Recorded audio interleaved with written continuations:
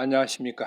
제3국에서 북한 노동자들을 위하여 사역했던 김계방 선교사입니다. 저는 오랫동안 북한 노동자를 섬기며 전도했던 사람입니다. 그런 몇 사람에게 전도하는 것은 보통 어려운 일이 아닙니다. 이렇게 어렵게 하는 것이 북한 선교인가 하는 생각을 하였습니다. 좀 더 실질적인 북한 선교의 방법을 고민하다가 북한도 중국이나 베트남처럼 개방이 되면 제한적이지만 복음이 들어갈 수 있지 않을까 하는 생각을 하게 되었습니다.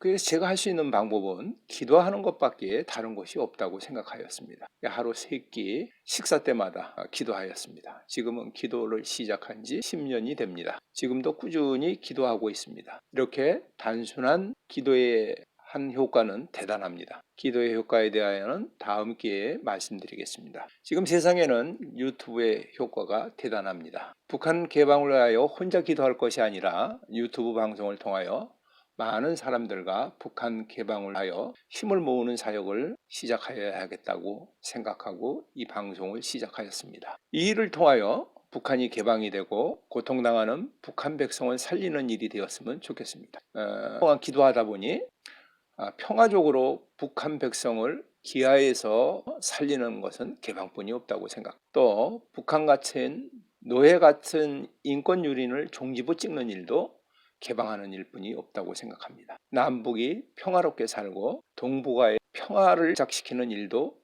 개방입니다. 여러분들도 이 방송을 잘 청취하시고 다른 사람들과 공유하셔서 우리가 힘을 모아서 북한 백성을 살릴 길을 열리게 하는 이 개방 방송이 되기를 후원해 주시면 감사하겠습니다. 오늘은 왜 지금 우리가 남북 통일을 꼭 필요로 한가 하는 주제로 말씀을 드리겠습니다. 저희 세대들은 어릴 때부터 남북 통일이 꼭 되어야 한다는 교육을 받아왔습니다. 그래서 이것을 당연히 여기고 다른 생각을 할 수가 없었습니다. 통일을 반대하면 나라를 사랑하지 않는 사람으로 외면당하는 분위기에 살았습니다. 그러나 요즘 젊은 세대들은 눈치 보지 않고 솔직히 얘기합니다. 우리 자녀들의 친구들이 이런 얘기를 하였다고 합니다. 자신이나 자신의 자녀 세대에도 남북 통일은 없었으면 좋겠다고 하는 것입니다. 대한민국의 대다수의 사람들은 통일에 대한 관심이 없는 것 같습니다. 저는 애국에서 북한 사람들을 많이 만나보았습니다. 이 사람들은 탈북한 사람들이 아닙니다. 비자를 받고 정상적으로 일하러 나왔다가 정상적으로 북한으로 돌아가야 할 사람들입니다.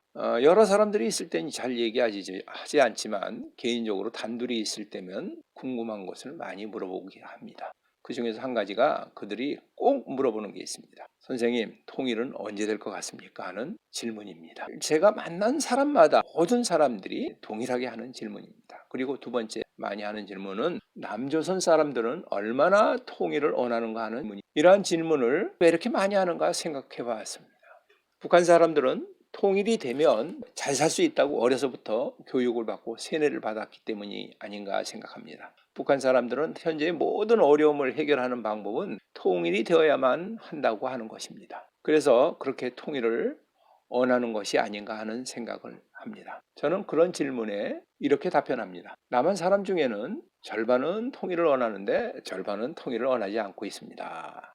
이런 얘기를 하면 북한 사람들은 어떻게 한민족인데 그렇게 얘기할 수 있느냐 항변을 합니다. 저는 이렇게 답변을 합니다. 큰 집이 한 400억 재산을 가지고 있고 작은 집이 한 1억 정도 갖고 있는데 두 집이 합하자고 그러면 큰 집이 좋아하겠느냐 하는 말로 되물어봅니다. 어느 정도 형편이 합할 수 있지 않겠습니까? 그리고 여기 외국에 나와서 일하러 오신 돈을 많이 벌어서 나라가 잘 살게 되면 통일이 절로 될 것이라고 열심히 일해서 돈을 버는 것이 통일을 앞당기는 일이라고 답변하기도 합니다. 지금 정부는 금방이라도 남북이 통일할 것 같은 자세를 가지고 있습니다. 남북이 평화조약을 맺고 미군이 철수하면 연방제 통일이 쉽게 될 것 같다고 생각하고 있습니다. 전 세계 역사를 살펴보면 협의하여 통일한 경우는 없습니다. 너무나 다른 체제에서 살아온 사람들입니다.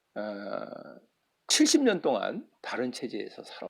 남한의 통일을 원하는 사람은 겨우 8%뿐이 없다고 합니다. 결혼할 생각을 없는 사람을 강제로 결혼을 시키는 것과 비슷하다고 생각합니다. 북한 김일성은 북한 정부가 수립한 때부터 지금까지 적화 통일의 꿈을 한 번도 버린 적이 없습니다. 김정은이 13년 3월에 3년 안에 남한을 무력 통일시키겠다고 선포했습니다. 이 사실은 국회에서 10월 18일 날 원장이 증언하였습니다.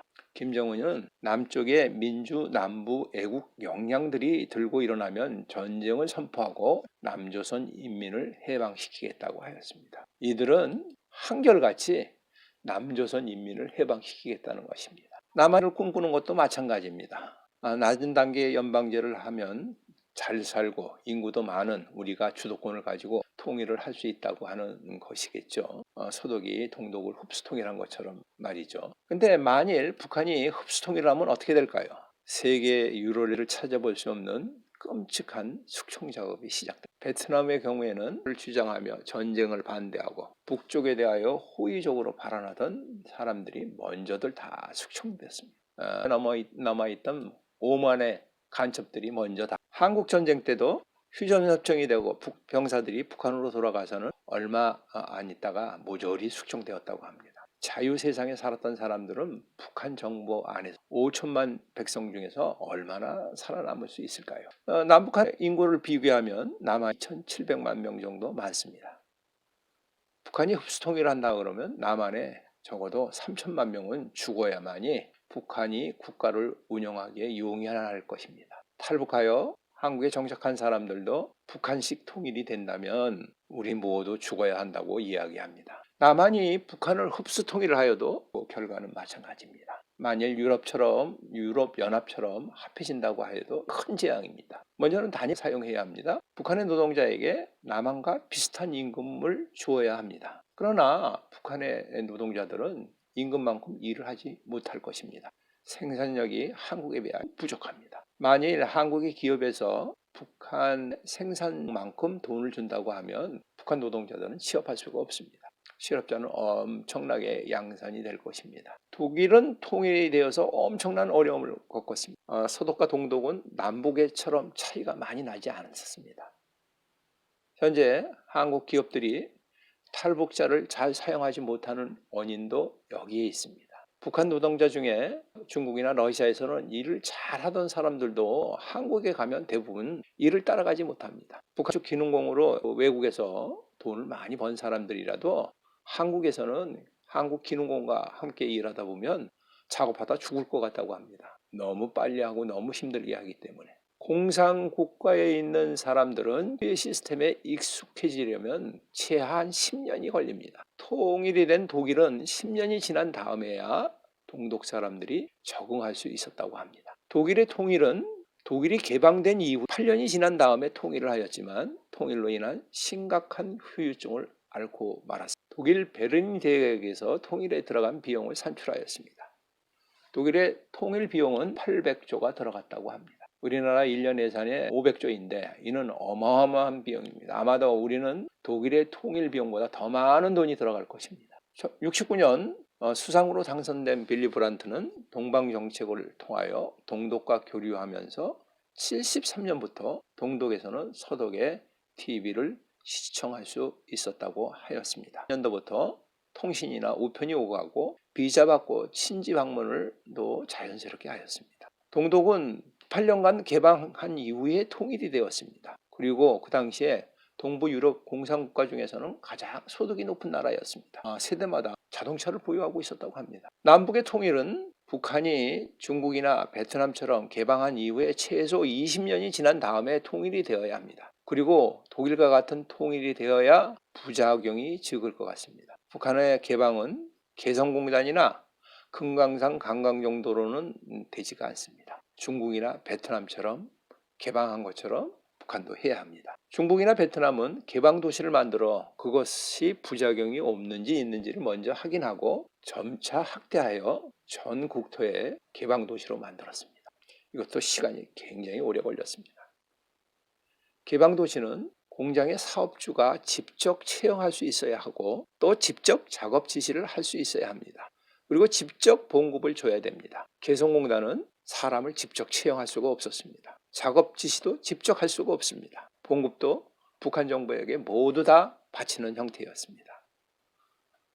북한에 들어가서 지금 평양에서나 여러 곳에서 하는 애국 사업체도 마찬가지입니다. 이런 식으로 작업을 합니다. 이것은 개방 도시가 아닙니다. 아무리 인건비가 저렴하여도 이런 환경에서는 수익을 내기가 굉장히 어렵습니다. 지금은 통일을 서두를 때가 아닙니다. 소독이 동방정책을 사용하여 동독을 개방시킨 것 같이 우리나라도 북한의 개방을 유도하는 정부 정책이 우선되어야 합니다. 그 이후에 통일을 이야기하여야 합니다. 북한과 평화 통일을 하며 잘 살게 되면 경제적으로 일본을 제압할 수 있다라는 것은 북한을 몰라도 너무 몰라서 하는 서투른 정책입니다. 북한의 개방이 먼저 되고 이후에 통일이 되어야 한반도의 재앙을 막을 수 있다는 것을 말씀드리며 방송을 마치겠습니다. 다음 시간에는 왜 북한이 개방하지 못하는지에 대하여 알아보도록 하겠습니다. 감사합니다.